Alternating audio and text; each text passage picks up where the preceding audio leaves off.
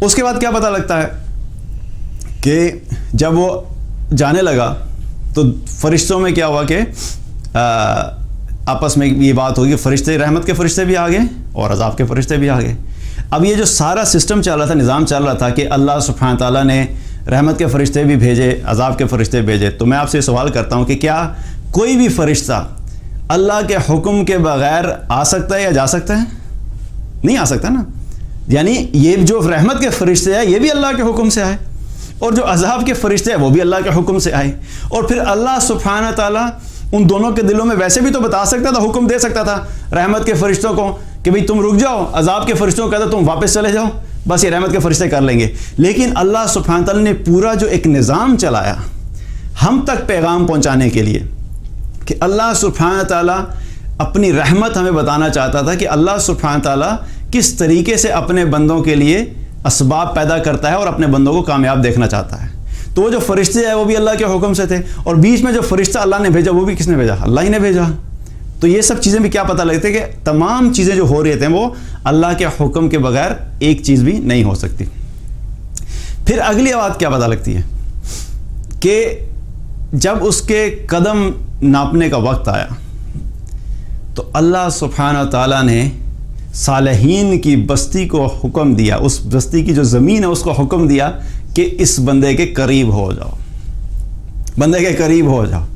یہ سارا جو نظام چل رہا ہے آپ ذرا امیجن کریں کس کے لیے چل رہا ہے. یہ کوئی اللہ کا ولی تھا، یہ کوئی صالحین میں سے تھا، یہ کوئی متقین میں سے تھا.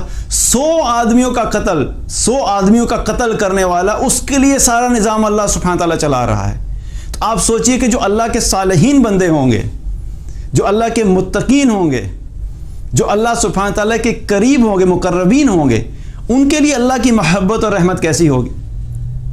اس بندے کے لیے اللہ نے پوری زمین کو ہلا دیا، پوری زمین کو ہلا کے حکم دیا کہ زمین کو کہا کہ قریب ہو جاؤ. اتنی اللہ سبحانہ تعالیٰ کو اپنے بندوں سے محبت ہے کہ جو بندہ توبہ کر کے آ رہا ہے وہ کسی بھی طریقے سے ناکام نہیں ہو، بس اللہ سبحانہ تعالیٰ چاہتا ہے کہ کامیاب ہو جائے. یہ ایسے ہی ہے کہ آپ نے ایگزام میں جب وہ اپنا پیپر کیا، اب آپ نے پیپر کیا، کچھ ایسے اسٹوڈنٹس ہوتے ہیں جو کہ بہت اچھے پرفارمر ہوتے ہیں، جب بھی وہ پیپر کرتے ہیں 95%، 90%، 100%. ٹیچر کو پتا ہوتا ہے کہ میرا یہ جو اسٹوڈنٹ ہے نا یہ ہمیشہ 90+ ہی لیتا ہے. کچھ اسٹوڈنٹس ہوتے ہیں میری طرح کے جو بالکل لائن پہ، یا اللہ 100 میں سے 33 آ جائیں گے نا. مجھے ابھی بھی یاد ہے کہ FSC میں میں نے جب انگلش کا تھا پارٹ 2 میں، تو مجھے اتنا مشکل لگتی تھی انگلش لٹریچر کہ میں دعا کرتا تھا کہ یا اللہ بس 100، ہمارے پاسنگ مارکس ہوتے تھے 33% اس وقت کی بات ہے. تو میں دعا کی یا اللہ مجھے کسی طریقے سے پاس کر دے، بس 100 میں سے 33 آ جائیں. تو اللہ نے دعا قبول کی، وہ 100 میں سے 33 ہی آئے. 33 ہے، 100 میں سے 33 ہے. تو پھر بعد میں مجھے ریئلائز ہوا کہ کاش میں کہتا ہے یا اللہ تھوڑے زیادہ ہی آ جاتے. تو بات کیا ہے کہ کچھ اسٹوڈنٹس ایسے ہوتے ہیں جو کہ بالکل لائن پہ ہوتے ہیں. اب ٹیچر کو پتا ہوتا ہے، اب ایگزام ہوا 90% ہو تو کلیئر ہو گیا. اب یہ جو اسٹرگل کر رہا ہے اسٹوڈنٹ، یہ جو ہے نا 33% پاسنگ مارکس ہے، اب اس کے مارکس جو بن رہے ہیں، ٹیچر نے پیپر چیک کیا تو وہ بہت پیپر چیک کرنے کے بعد پتہ لگا اس کے 30 مارکس بن رہے ہیں، 3 سے رہ گیا، اب 3 پورے نہیں ہو رہے. تو ٹیچر کیا کرتا ہے، ٹیچر اس اسٹوڈنٹ کو چاہتا ہے کہ پاس ہو، تو ٹیچر کسی اور آنسر میں سے دیکھتا ہے، اچھا یہاں سے چلو اس کو میں ایڈیشنل پوائنٹ دے دیتا ہوں ایک، اچھا اس والے آنسر میں جو اس نے یہ لکھا ہے نا اس کے میں ایک اور ایڈیشنل دیتا ہوں، اور 1 نمبر اس کو چلو میں صفائی کا بھی دیتا ہوں کہ ایٹ لیسٹ اس نے پیپر صاف کیا ہے، چلو 1 نمبر، 3 نمبر دے کے کیا کہ کسی طریقے سے اس کو پاس کر دیا.